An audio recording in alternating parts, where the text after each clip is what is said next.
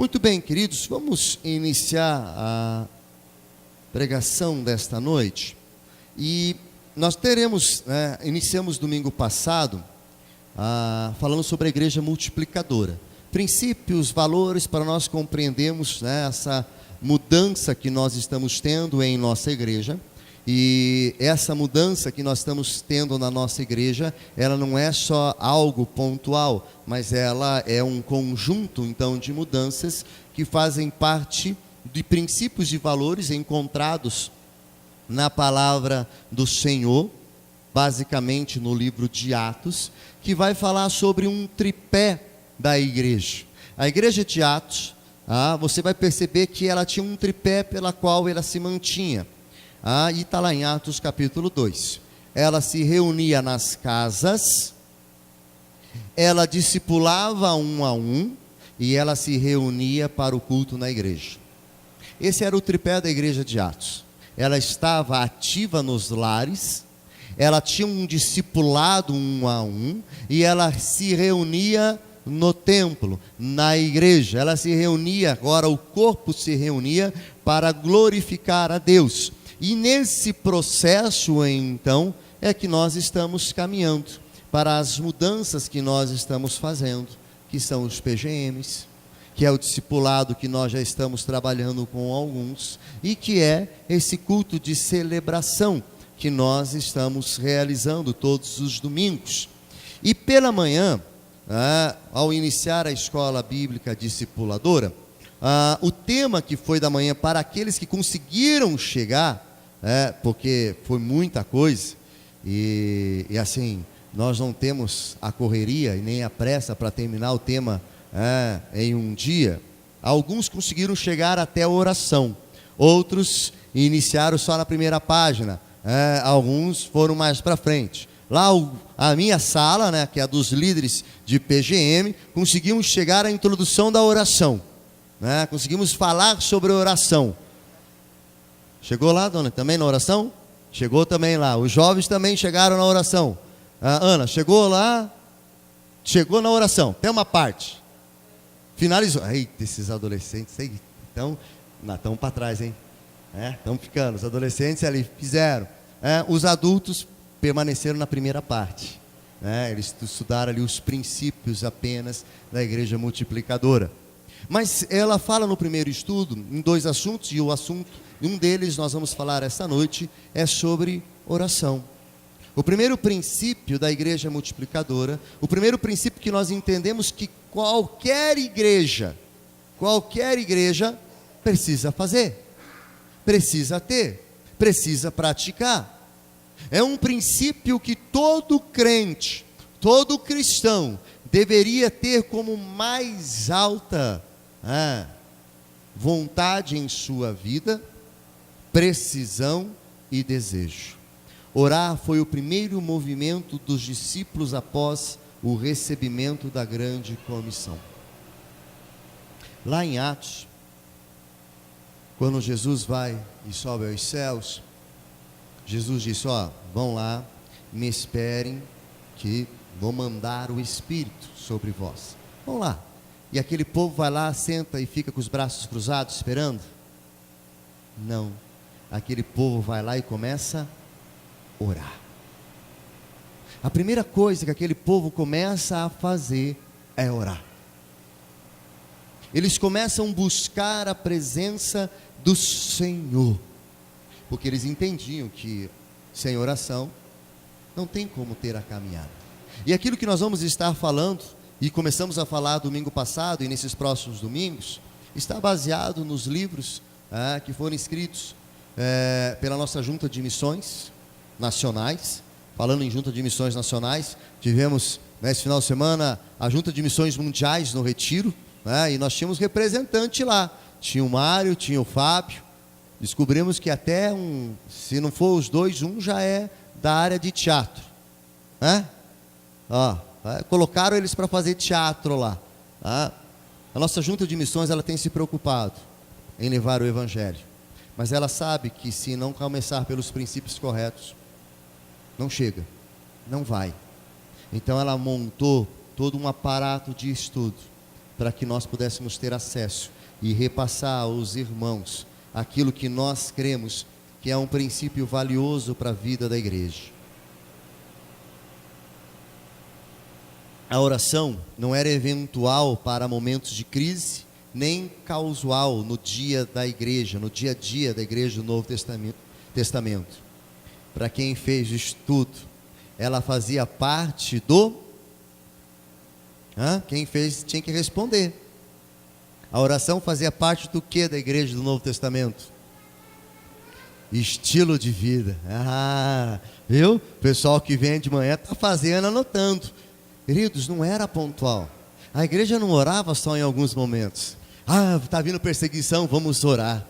Estamos passando por luta, vamos orar. Não. Era algo natural. Fazia parte do estilo de vida. Comparado à igreja primitiva, nós oramos muito pouco. Comparado àquela igreja, nós oramos praticamente nada. Queridos, nós precisamos resgatar esse princípio. E a igreja, então, nesse princípio que nós estamos tratando, da igreja multiplicadora, ela busca desenvolver a prática da oração de forma intensa e contínua na vida dos crentes.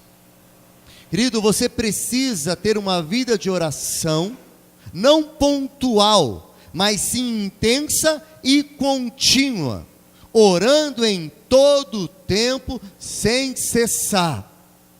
É na igreja, é em casa, é no trabalho, é andando na rua, porque nós precisamos desmistificar algumas coisas. Parece que oração eu só posso fazer na igreja. Parece que oração eu só posso fazer de olhos fechados. Não. Eu posso fazer oração de olho aberto, principalmente se você estiver dirigindo. Se você estiver dirigindo, meu querido, não feche os olhos, porque você vai terminar a sua oração na presença de Jesus. Literalmente. Tu vai estar lá, Então, abre os teus olhos. Mas não há problema nenhum orar de olho aberto. Não há problema nenhum orar sentado, de pé. Claro que o gostoso é você poder se ajoelhar, no seu cantinho da sua casa, se debruçar e clamar ao Senhor. Mas se você não pode fazer isso por algum motivo, por onde você está, ore. Ore em pensamento. O nosso Deus, Ele é onisciente, Ele sabe todas as coisas, mas não deixe de orar. Querido, sem oração, nada acontece. Sem oração, nada, absolutamente nada acontece na vida do crente e na vida da igreja. O combustível que nós temos é a oração. Queridos, nós precisamos estar ali orando. Através da oração, Deus realiza sinais e prodígios e maravilhas, e o avivamento verdadeiro vem sobre nossas vidas, vem sobre a igreja. Segundo Charles Lewis, existe uma enorme diferença entre igrejas que falam muito sobre a importância da oração e igrejas que oram. Queridos, falar, não estou comparando ninguém não, tá? Mas falar até um jumento falou, Mas jumento, A mulinha falou, Então falar qualquer um fala, Deixa lá. Mulinha falou com Balaão. Não falar, queridos, é fácil. Agora, praticar, viver a vida de oração, não é para todos, é só para aqueles que entendem a importância. Nós precisamos resgatar esse tempo de estar com o Senhor e buscar em oração um avivamento. Sam Tippett, em seu livro Avivamento e Evangelismo, nos lembra que uma das características dos avivamentos históricos é que eles começavam com alguns poucos indivíduos e se tornaram fiéis na oração. Queridos, para ter um grande avivamento não precisa de uma grande multidão, mas precisa de poucos comprometidos com a oração. Para ter um avivamento não precisa de uma grande multidão, precisa de poucos comprometidos com oração. Aí os irmãos que estão nos PGM já perceberam que no nosso roteiro, aquilo que tem que ter em toda a reunião é oração. porque sem oração, nada feito. Todos, queridos, se você estudar todos os avivamentos que aconteceram na história da humanidade, e eles iniciaram lá em Atos, capítulo 2, eles iniciaram lá em Pentecostes, quando o Espírito desceu sobre aquele povo, e aquele povo então começou a falar em línguas, começou a profetizar, começou a ter visão, começou a glória do Senhor. Querido, se você estudar todos os avivamentos, desde a antiguidade, desde Pentecostes, todos eles iniciaram com uma vida de oração. Se você estudar os avivamentos que aconteceram na Europa, na Suécia, se você estudar talvez um dos últimos avivamentos que nós tivemos desta forma, que foi no início ali do século 20, ele foi acontecer nos Estados Unidos, em uma rua chamada Azusa. Essa rua tinha várias igrejas, e essas igrejas começaram a clamar, começaram a orar, e algo sobrenatural aconteceu naquele país, naquelas igrejas, e que respingou também sobre as nossas vidas aqui no Brasil. Todo o avivamento, toda a transformação de vida, toda a ação e glória do Senhor sobre uma nação, sobre uma igreja, ela só vem após um período de oração. Por isso, queridos, que eu não abro mão de iniciar o ano em uma semana de oração. Não é uma programação, não é um evento, não é algo porque não tem nada para fazer. Não, porque é um princípio. Eu não ouso iniciar o ano ministerial da igreja sem buscar a presença do Senhor. E não importa se você vem ou você não vem, eu venho, porque eu não ouso iniciar nada no ano sem clamar pela direção de Deus, porque isso é um princípio, queridos. Oração não é passatempo. Oração não é algo que eu gosto ou eu não gosto. Oração é um princípio, e se eu quero ver o mover e o agir de Deus na minha vida, na minha igreja, na vida dos meus familiares, eu preciso orar. Tanto e de forma intensa. Nós estávamos compartilhando no nosso grupo ali, na nossa sala da escola bíblica, que há alguns personagens que oravam sem cessar, e que não paravam enquanto Deus não respondia. Jacó, a oração dele era tão intensa, que ele briga com o anjo do Senhor. Alguns dizem que é o próprio Deus, e ele agarra no anjo e diz: eu só vou sair, só vou te deixar quando me deres a minha bênção. Ele orava, e ele recebeu a bênção do Senhor, ele recebeu aquilo que Deus tinha para a vida dele. O caminho de avivamento na oração é pavimentado com muito amor, paciência e constância, pois Deus quer que toda a igreja em unidade seja envolvida nessa atmosfera de intimidade com Ele, e é maravilhoso quando isso acontece. Queridos, Deus quer derramar sua glória, seu Espírito sobre nós. No último dia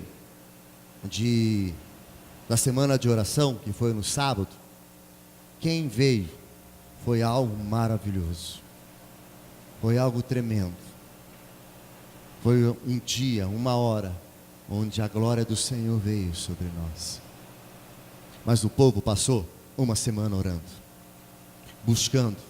Queridos, quando o povo ora, a glória vem.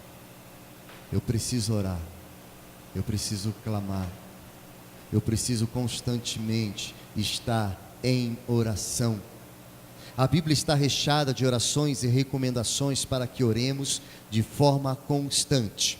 Atos 1,14 vai dizer: e unidos todos se dedicavam à oração, juntamente com as mulheres, com Maria, mãe de Jesus, e com os irmãos dele, os irmãos de Jesus. Atos 2:42, eles perseveravam no ensino dos apóstolos, na comunhão, no partir do pão e nas orações. A igreja orava em todo o momento. Não podemos experimentar em nossa nação um avivamento espiritual que resulte em uma colheita de vidas, em uma intensa multiplicação da igreja atual, se nós não orarmos. Se nós não tivermos o mesmo estilo de vida da igreja primitiva. E queridos, nós precisamos entender princípios de oração. E durante os estudos pela manhã da escola bíblica, nós vamos estar entendendo que demonstrar que oração é essencial para tudo acontecer. Você quer que algo aconteça especial na sua vida? Ore. Você quer que um milagre aconteça? Ore. Você quer que uma porta se abra? Ore. Você quer ver algo sobrenatural? Ore. Ore. Ore. Todo tempo, fora de tempo, até de noite, até de madrugada. Se você estiver de noite querendo orar, está sozinho em oração, está lá, mas estou sozinho, queria orar com alguém. Se você é homem, chama o Alminto tem indo lá no monte orar. Vai lá, de dias em dia ele está lá, orando. Todo dia até fomos com ele lá. Queridos, oração. Chame alguém e vai orar com ele. Claro, chame. Se você é homem, chame um homem para orar com você. Se é mulher, chame uma mulher para orar. Clame ao Senhor, busque a Deus. Precisamos ter essa compreensão. Precisamos entender que a palavra nos dá meio para fazer da igreja uma igreja de oração. Para tanto, precisamos definir alguns fundamentos da oração. E esta noite é isso que eu quero que os irmãos e os queridos possam sair daqui, sabendo de alguns passos, sabendo de alguns fundamentos para a oração. Primeiro, orar é conversar com Deus. Oração é um diálogo, não um monólogo. Por isso há um grande risco se você deixa para ter o seu tempo de oração no final do dia, em cima da tua cama, embaixo das cobertas, a probabilidade de ser um monólogo é muito grande. Porque você começa orando, lá pelas 11 horas do dia de hoje, e normalmente a sua oração só termina no outro dia de manhã. Aí você acorda, amém. Não deu tempo nem de dar amém, já dormiu. Não estou dizendo que você não possa fazer isso, querido, você pode, ore. O importante é você orar. Mas a oração não é monólogo, oração é diálogo. Você fala, mas Deus também fala. Se você começa a falar com Deus, falar, e Deus não fala, não é oração. Uma oração é um monólogo. Êxodo 33:11 vai dizer: e o Senhor falava com Moisés, face a face, como quem fala com seu amigo. Quando Moisés orava, Deus também falava com Moisés. Pastor, como que é a voz de Deus? O senhor já ouviu a voz de Deus? Já. Eu já ouvi a voz de Deus em orações. Mas eu vou dizer para você, não vai ser igual a forma com a qual Ele vai falar com você. Porque o nosso Deus é um Deus pessoal. E Ele se manifesta com cada um de forma diferente. Porque às vezes nós temos a impressão, eu vou orar e Deus vai falar comigo, e eu vou ouvir aquela voz: servo amado, filho querido. Eu vou dizer que Deus não vai fazer isso com você, porque Ele é Deus, Ele pode fazer, mas Deus pode te falar de várias outras formas, porque Ele é poderoso. Deus fala através da natureza. Uma das coisas que eu gostava de fazer quando eu morava na cidade da Lapa, e era um momento que eu gostava de ter com Deus e orar com Deus, lá tem um Cristo também, no alto. E diferente desse que sempre tem pessoas, nele não tinha muito, porque era uma parte que não era muito cuidada. Então você tinha que passar pelo meio um pouco de um certo mato até você chegar como lá, quase num precipício, né? Dava para você chegar numa pedra bem pertinho assim, olhar para baixo, né? Eu gostava de ir lá. Então de vez em quando estava eu fazendo alguma coisa, eu parava, subia, ia lá, sentava, ficava vendo toda aquela extensão de terra, e Deus falava comigo. Queridos, você precisa experimentar a oração para ouvir a voz de Deus, algo pessoal. Essa experiência não tem como transferir para você, não tem como. Eu tive essa experiência, eu ouvi a voz de Deus. Mas querido, se você quer ouvir, você precisa buscar, você precisa entender esses fundamentos.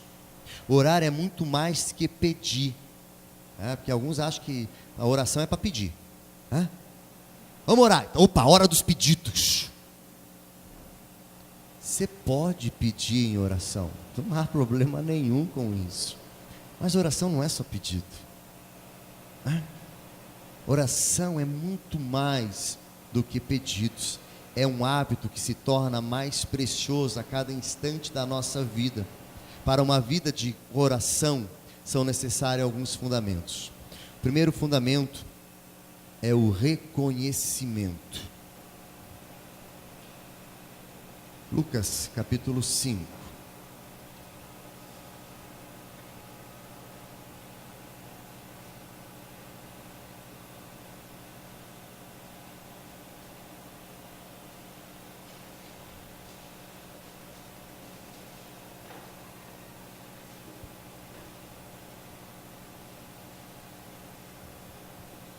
No capítulo 5 de Lucas, nós vamos ver um texto bem conhecido. Filhão, faz favor para o pai. Nós temos um texto que vai falar sobre a pesca maravilhosa e os primeiros discípulos. Esse texto bem conhecido, está lá os homens pescando, não pescam nada. Jesus disse: ó, joga a rede ali, joga ali. Os discípulos, aqueles pescadores, devem ter olhado para Jesus: quem que é esse cara para querer dar ordem, achar que sabe alguma coisa? Sou pescador há tempo. Mas jogaram e fizeram a maior pesca das suas vidas.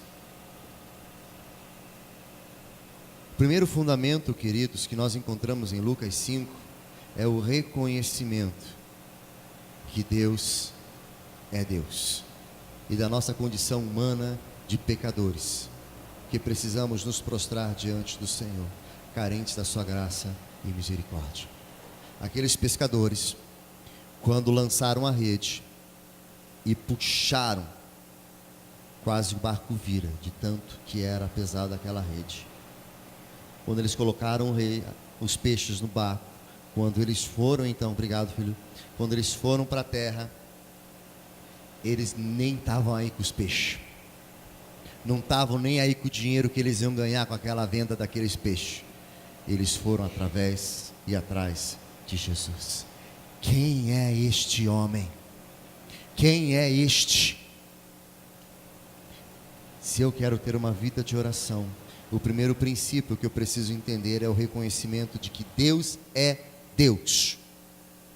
Ele é Deus.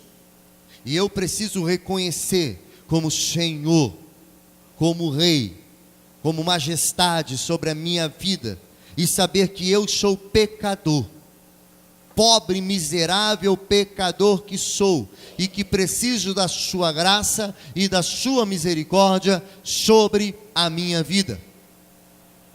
Se eu não conseguir reconhecer isso, queridos, eu começo a fazer algumas tomadas de decisão, eu começo então a achar que eu controlo todas as coisas.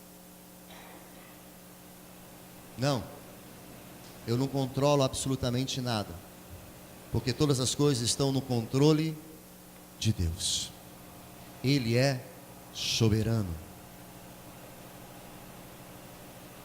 Eu preciso reconhecer isso. A segunda coisa, ou o segundo fundamento que eu preciso entender para ter uma vida de oração é intimidade.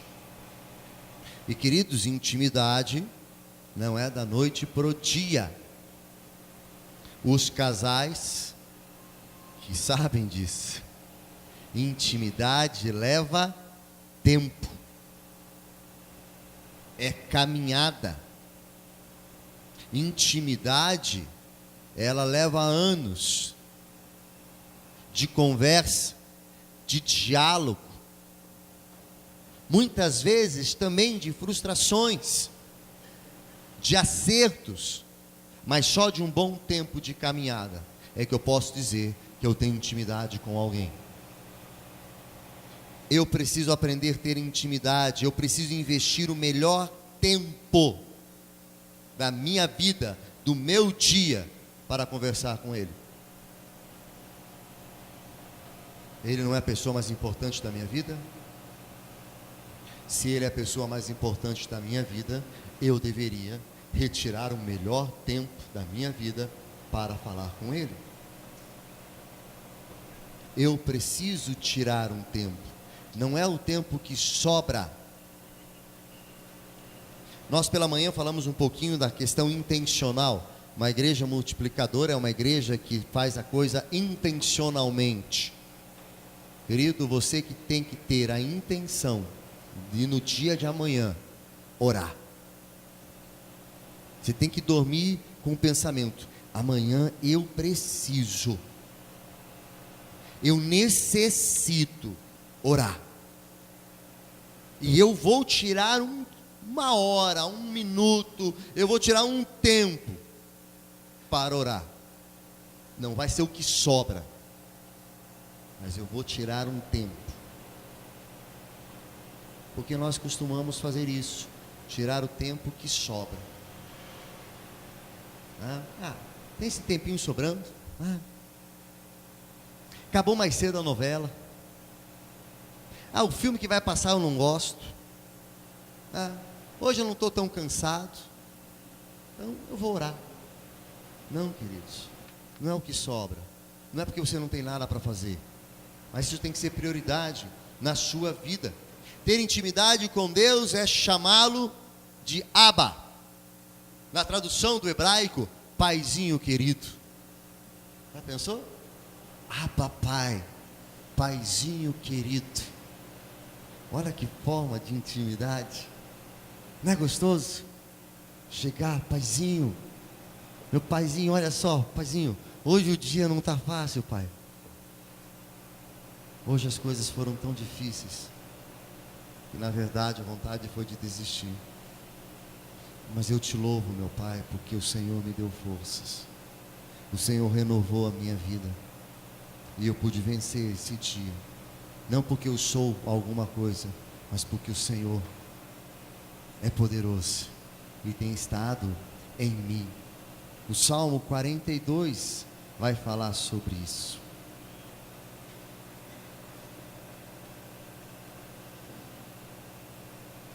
A minha alma, Salmo 42, 2. A minha alma tem sede de Deus, do Deus vivo.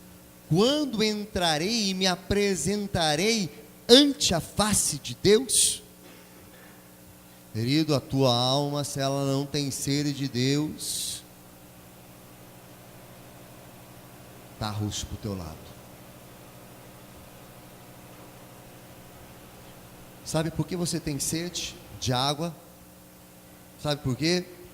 Alguns aí sabem muito bem, mais até do que eu. Porque o nosso organismo é feito de água. Nosso corpo é feito de água. E se eu não bebo água, eu tenho necessidade. Porque se eu não beber na necessidade, eu começo a um processo então que vai me levar à morte. Sabe por que eu preciso orar? Porque se eu não orar, eu inicio um processo de morte na minha vida. A oração é tão necessária para a minha vida espiritual quanto a água é necessária para a minha vida aqui na terra. próprio Senhor Jesus disse: aquele que beber de mim jamais terá sede, na referência da água, porque a água para o ser humano é essencial. O ser humano até fica sem comer, mas ele não consegue viver sem água.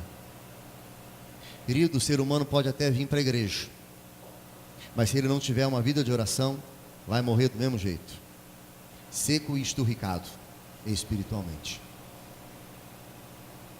Eu preciso ter intimidade, a minha alma tem que ter sede de Deus, e eu só vou saciar a sede de Deus orando, tendo intimidade. O terceiro fundamento, querido, é santidade. Não podemos esperar viver em defeito e orar com efeito. Isso é um teólogo que vai dizer: nossos pecados nos impedem de orar. Querido, se você tem uma vida toda de pecado e não pede perdão dos seus pecados, pode esquecer. Todo defeituoso não vai produzir nada com bom efeito. Por isso, eu preciso pedir perdão dos meus pecados, para gerar santidade. Quando Deus chama Moisés, e é um texto conhecido, uma narrativa conhecida, qualquer criancinha que nós pegar lá atrás e chamar aqui, ela vai falar. Uma árvore começa a queimar, uma sarça começa a queimar, e Deus começa a falar com Moisés. E Deus então fala: Moisés, tira as sandálias dos seus pés, porque a terra que está pisando agora é uma terra santa. A minha presença está aqui. Eu preciso ter uma santidade para entrar na presença de Deus. A Bíblia fala no Antigo Testamento que os sacerdotes, eles entravam uma vez no ano para oferecer os sacrifícios ao Senhor. Mas toda vez que eles entravam esse ano, essa vez no ano lá, eles entravam com uma corda amarrada em si e alguns sininhos, porque a hora que o sininho parava de tocar, podia puxar, já era, já tinha sido consumido, entrou em pecado. Ainda bem, queridos, que nós vivemos no tempo da graça e não da lei. Já pensou você adentrar para cultuar a Deus e a presença do Deus Todo-Poderoso neste lugar, e ele dissesse: ó, entra aquele que tem santidade? Meu querido, alguém ia faturar muito, Davi? Alguém ia faturar muito nesses dias, que eu ia ter de caixão e flores, e paz, ia ser. Ainda bem que vivemos na graça, a misericórdia do Senhor sobre as nossas vidas, mas isso, queridos, não nos tira a obrigação de vivermos em santidade. Sede santo, porque eu sou santo. Eu preciso ser santo e viver em santidade, porque eu sirvo a um Deus que é santo, e a sua presença é santa, e eu preciso me apresentar como santo diante do Senhor. Por isso eu preciso reconhecer os meus pecados, eu preciso clamar, eu preciso confessar diante do Senhor, eu preciso me colocar na sua presença. O quarto, querido, fundamento que eu preciso compreender é a humildade. Infelizmente, a disposição de servir a Deus tem diminuído. Em vez de servir a Deus, queremos que Deus nos sirva. É como se nós agora somos o patrão, Nós somos o patrão e Deus é o operário, Aí nós começamos aquela oração: Deus, eu sou. Já até muda, Eu sou é Ele, é assim que Ele se pronuncia, é assim que Ele mandou se revelar lá no Egito: eu sou. Mas daí nós trocamos: Deus, eu sou, Eu vou falar porque nós não temos na igreja, daí não tem problema, Eu sou diácono, né? Nós não temos na igreja, então não se preocupe, né? Não estou falando de ninguém. Eu sou o diácono fulano de tal. Eu já implantei tantas igrejas. Eu trago dízimo. Eu frequento a igreja. Então, Deus, como eu faço tudo isso, eu te ordeno que o Senhor me abençoe. Querido, está correndo um grande risco da ira do Senhor cair sobre a tua vida e você ser fulminado ali mesmo. Mas nós trocamos. Nós não temos a humildade. Nós não temos essa humildade de fazermos isso, de nos prostrarmos diante do Senhor. A humildade de reconhecer que Ele é todo poderoso, que Ele pode realizar todas as coisas. Nós não temos esse reconhecimento e não conseguimos viver uma humildade. Queridos, Deus opera se Ele quer. Nós cantamos uma música, Ele é Deus se Ele abrir as portas, mas se Ele não abrir as portas, Ele continua sendo Deus. Ele é Deus se faz ou não faz, porque Ele é Deus. Ah, Deus não fez, então Ele não é Deus. Deus não agiu, então Ele não é Deus. Ele é Deus. É a vontade dEle que deve estar sobre a nossa vontade, não a nossa vontade sobre a dEle. Pai nosso que estás no céu, santificado seja o meu nome. Venha a mim o meu reino e seja feita a minha vontade, assim como eu quero. Queridos, tem alguns que oram assim. Só não fala dessa forma, porque ia ficar muito feio na frente da igreja. Mas que a motivação é essa, é. Queridos, a humildade é o reconhecimento de Deus, do seu senhorio. Eu preciso compreender.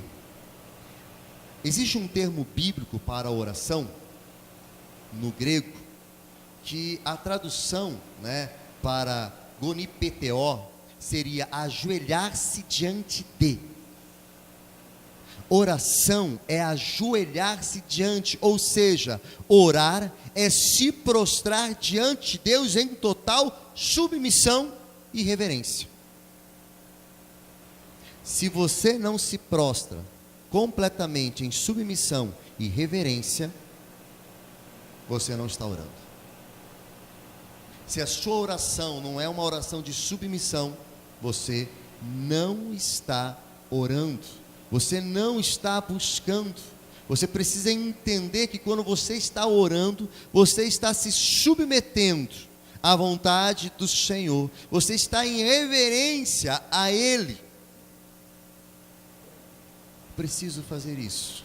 Eu preciso ser humilde e reconhecer que eu, sem Deus, nada sou, e que Ele, sem mim, continua sendo Deus.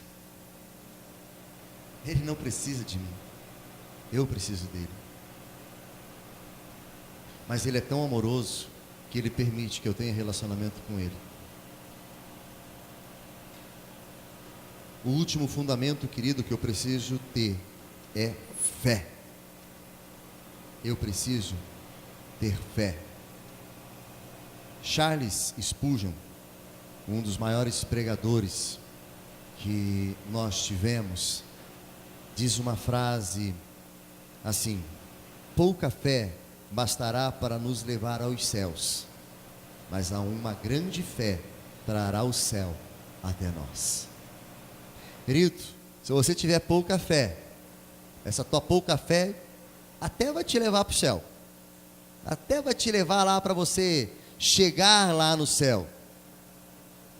Mas se você quer o céu aqui na terra, tu vai ter que ter muita fé. Vai ter que ter muita fé para ver a glória do Senhor aqui. E queridos, é possível sim ver a glória do Senhor neste lugar. É possível sim ver a glória do Senhor na minha vida, na tua casa. É possível sim ver a glória do Senhor.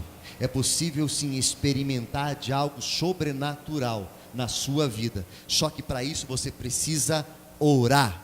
Marcos capítulo 11, verso 24. Por isso vos digo que tudo o que pedirdes orando, crede que o recebereis e tê-lo-eis. Quer receber algo? Ore. E pode ter certeza que Deus vai te responder. Pode até dizer não para você, mas que Ele vai te responder, Ele vai. Porque Ele sabe aquilo que é importante. Ele sabe aquilo que é necessário para a sua vida. E Ele não vai te dar nada que não seja importante para a sua vida e necessário para a sua vida. Mas querido, se eu quero ver a glória de Deus, eu preciso orar. Só há um mestre capaz de nos ensinar tudo sobre oração. É o Espírito Santo. Só há um tempo definido para orar. O tempo é sem cessar. Só há um momento para começar. É hoje. É agora. Querido, se você quer ver algo diferente acontecer, ore. Porque se você não orar, você vai continuar colhendo tudo o que você sempre colheu. Para algo ser diferente, você tem que fazer diferente. Então você precisa orar. Você precisa clamar. Você precisa se prostrar diante do Senhor, reconhecer seu poder, a sua autoridade, se submeter a Ele e ter uma vida de oração. Qual é o tempo, querido, que você tem pago para ter uma vida de oração? Quanto tempo você tem tirado no seu dia para orar ao Senhor? Quanto tempo você tem se disponível, está disponível para orar? Ou será que tudo na sua vida tem mais prioridade do que a presença de Deus? Queridos, nada pode ser maior e nem ter mais prioridade na minha vida do que Deus, do que a sua presença. Se isso não é prioridade na sua vida, querido, é tempo de pedir perdão, clamar por misericórdia e buscar algo novo. E começar ainda hoje a ter esse tempo de oração. Eu quero convidar você, querido, a começar a praticar isso agora. Fechando os seus olhos, se colocando na presença de Deus. E quero convidar você a orar.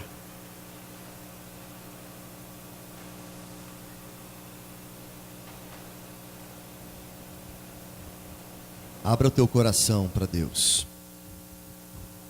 Abra o seu coração para Jesus. Abra o seu coração para o Espírito Santo. E deixe Ele agir. Deixe Ele se manifestar. Deixe Ele conduzir a sua vida. Com todo o seu ser. Com tudo que Ele é.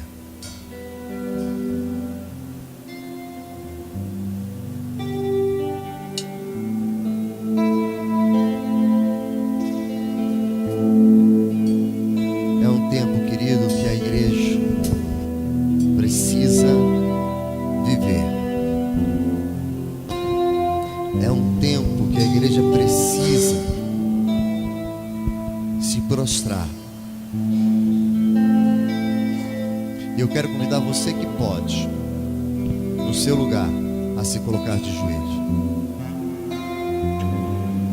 Se você não pode, querido, não se sinta constrangido. Pode ficar sentado. Mas se você pode, eu gostaria que você se ajoelhasse. Nós somos corpo de Cristo, a noiva de Jesus. E um dia Ele voltará para nos buscar. Mas enquanto esse dia não chega, eu preciso, como igreja, buscar a sua face, clamar, para que um grande avivamento possa acontecer na minha vida, na minha casa, na minha igreja. Um grande avivamento possa invadir a minha nação. E as coisas só acontecerão de forma diferente quando o Espírito do Senhor agir. E o Espírito de Deus só vai agir após um período de clamor, de oração, de entrega. Por isso, essa noite, querido,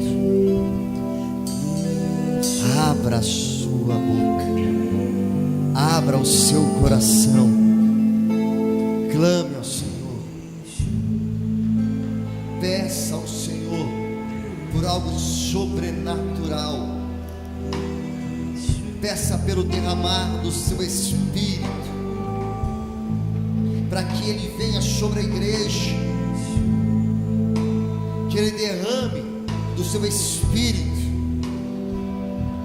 que Ele venha trazer o que a palavra de Deus fala, capacitando os crentes com dons para a edificação do corpo,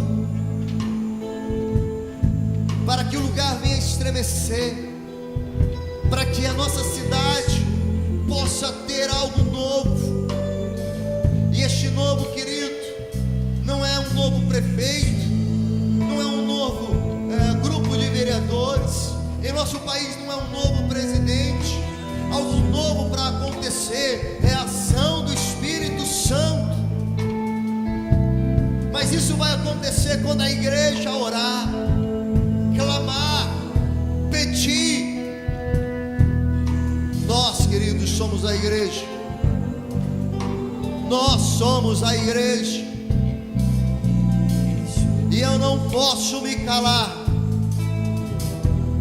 Eu não posso cruzar os meus braços. Eu não posso fechar a minha boca. Mas eu preciso dobrar os meus joelhos. Eu preciso abrir a minha boca e clamar. Ore, querido, ore pelo agir de Deus. Ore pelo agir de Deus sobre esta igreja, sobre a sua vida, sobre a tua casa.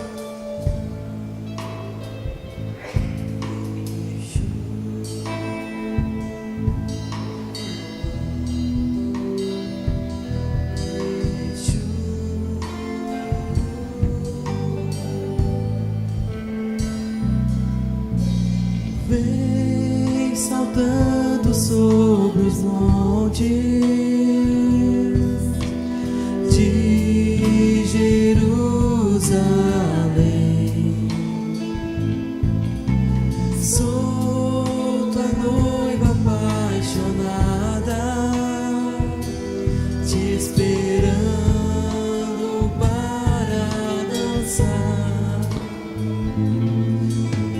Vem saltando sobre os montes de Jerusalém. Sou tua noiva apaixonada, te esperando para dançar. Espírito Santo, és bem-vindo neste lugar.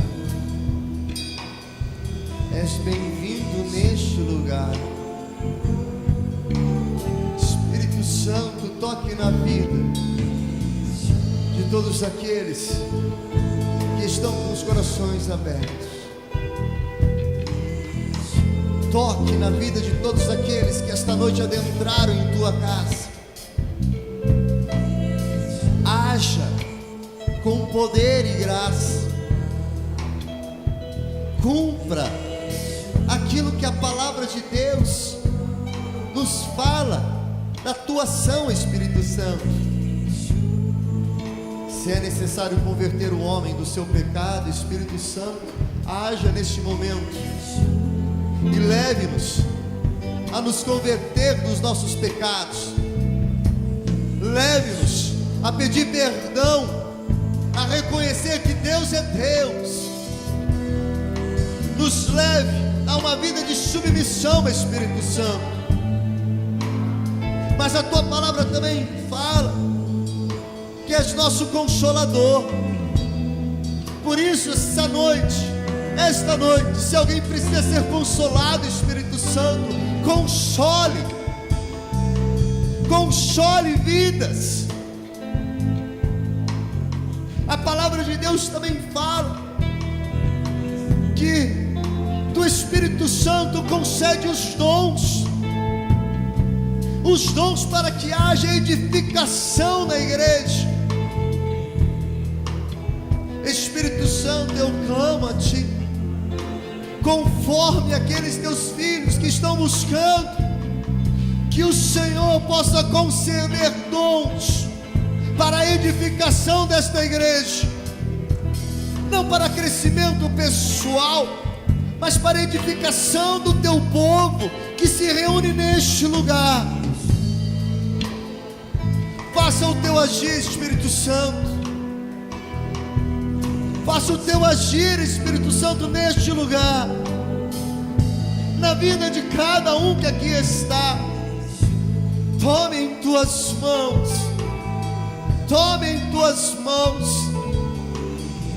cubra com o manto do Senhor. É a nossa oração, é o nosso clamor, em nome de Jesus, em nome de Jesus. E vamos terminar cantando esta canção. Pode ficar de pé. Vamos cantar esta canção, dizendo que Ele vem para buscar a sua noiva. Eu e você somos a sua noiva.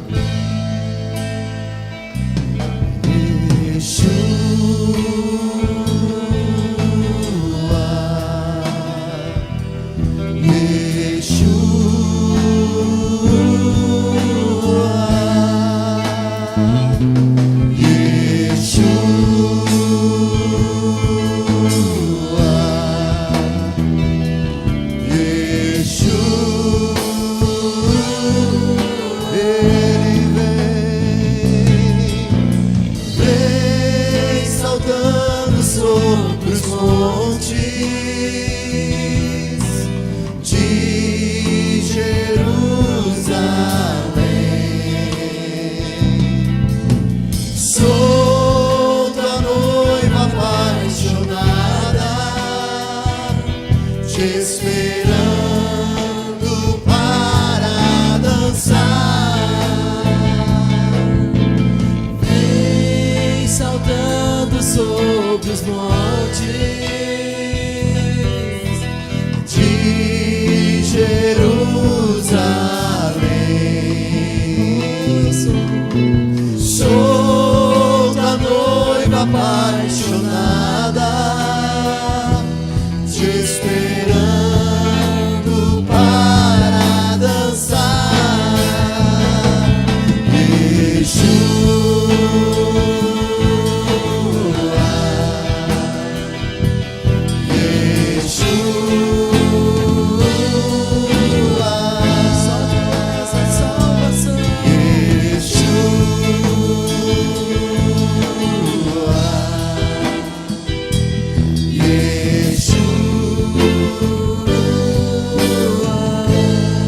Receba aquilo que o Senhor tem para você.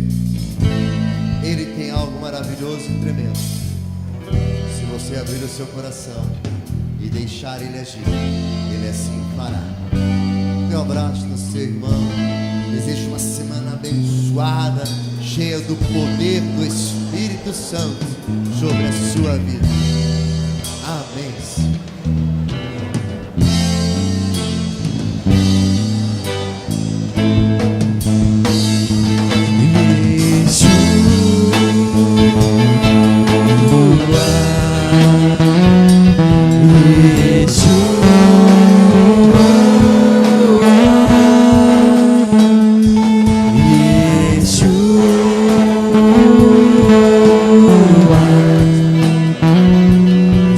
Yeshua.